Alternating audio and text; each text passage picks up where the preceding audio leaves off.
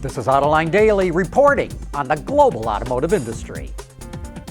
General Motors announced its first quarter earnings this morning, and while the results are mixed, GM smashed through analysts' expectations. Even though the company sold fewer vehicles and brought in less revenue, it cut costs nearly 9% and dropped another $1 billion to the bottom line and more than doubled its profit.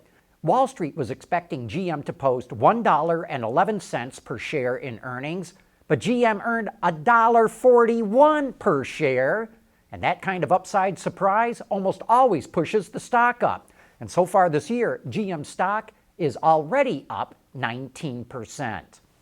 Daimler announced that it's pulling the Smart brand out of the US and Canadian markets, and all we can say is, what took you so long? That car has been a sales disaster from the first day it rolled off the assembly line.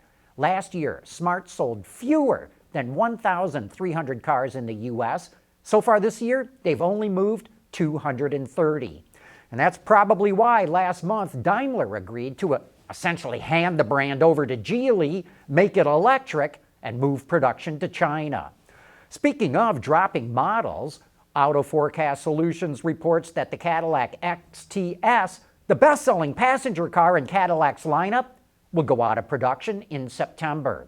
Cadillac always felt that the XTS was wrong for the brand because it brought in older buyers. But dealers wanted the car because it easily outsold the ATS, the CTS, and the CT6. But GM is closing the assembly plant in Oshawa, Canada that makes the XTS, so they're giving it the heave-ho. The Chevrolet Impala will also go out of production then because it too is made in that plant. Automakers in the US will announce their April sales tomorrow, and the experts are a little bit mystified about what the results will be. Sales could be down, they could be flat, or maybe even up. Here's the problem. March sales came in far stronger than any analysts expected, so they're not really sure what the underlying demand really is. Wards is forecasting that automakers will sell 1.3 million vehicles, with the SAAR coming in at 16.9 million.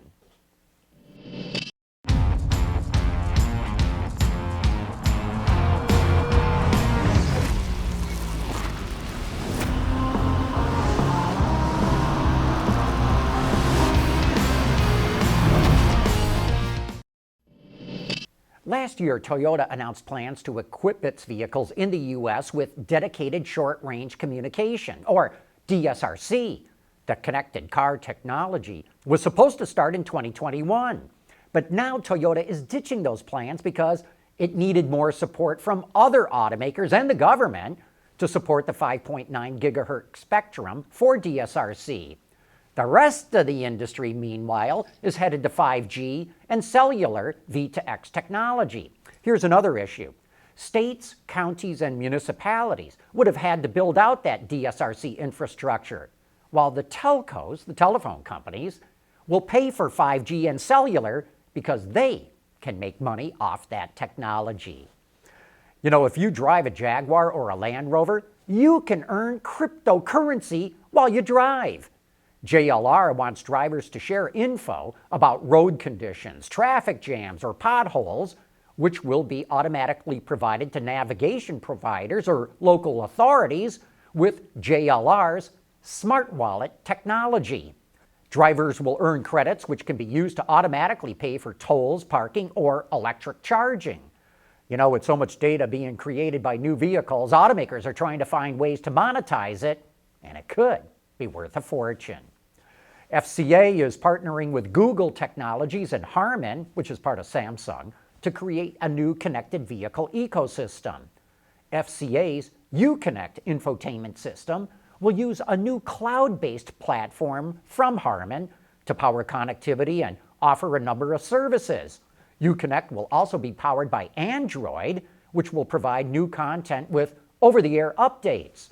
The new platform will offer 4G connectivity. It's homologated for all regions and will integrate with any service provider around the world. The new platform launches in the second half of this year and will be offered in all FCA vehicles worldwide by 2022.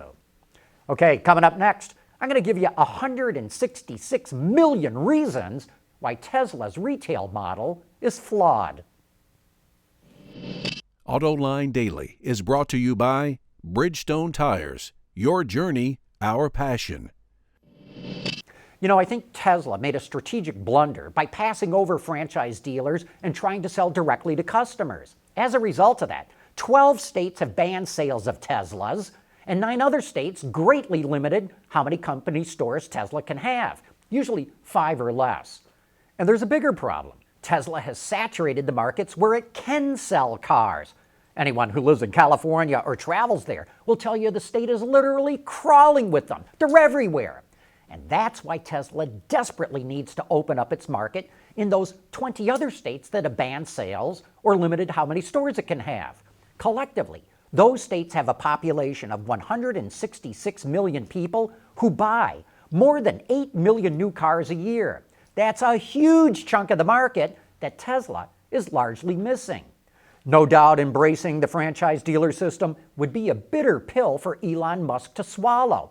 He wants Tesla to be a disruptive and different kind of company. But wouldn't it be better to simply swallow your pride and double the size of your home market? I think it is. I'd like to hear what your thoughts are. And hey, don't forget to join us for Autoline After Hours this Thursday. Gary Vassilash will be hosting a Who's Who roundtable of auto analysts, including Stephanie Brindley from IHS Markit, Brett Smith from the Center of Automotive Research, and the one and only auto extremist, Peter DeLorenzo.